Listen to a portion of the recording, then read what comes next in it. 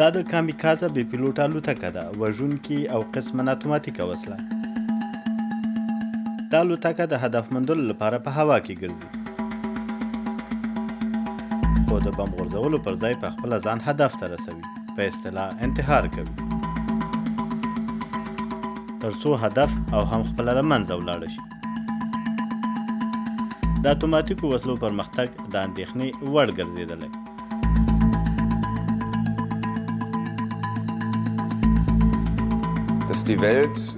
نړۍ باید له دې سره لیوالتیا ولري چې موږ د سایبري او اتوماتیکو وسلو له سیستمونو سره هغې لور ته روان یو چې پکې هر څوک هر څه وغواړي وکړای شي.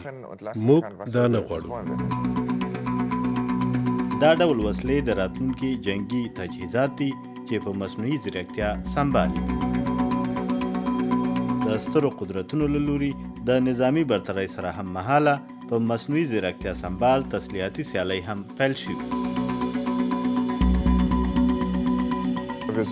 موږ د تسلیحاتي سیالۍ په منځ کې یو، هغه واقعیت چې ورسره مخامخ یو. تیر کال د ارمنستان او آذربایجان ترمنځ د ناګورني قره باغ د شخړیزې سیمې پر سر جګړه کې له دې وسلو استفاده وشوه. په نظامی برخه کې له مصنوعي ځیرکتیا څخه د استفادې بله مرحله دا ده چې په یوه کړکېچ کې له څو بې پیلوټه الوتکو څخه استفاده وشي. کارپوهان خبرداری ورکوي چې کیدای شي په مصنوعي ځیرکتیا مجهز وسلې به جنګونه د انسانانو له کنټروله وباسي. لکه څرنګه چې وتوانېدو په څو لسیزو کې مو د اټومي وسلو په هکله تړونونه وکړل، باید د تسلیحاتي ټکنالوژۍ په اړه نړیوال تړونونه رامنځته کړو.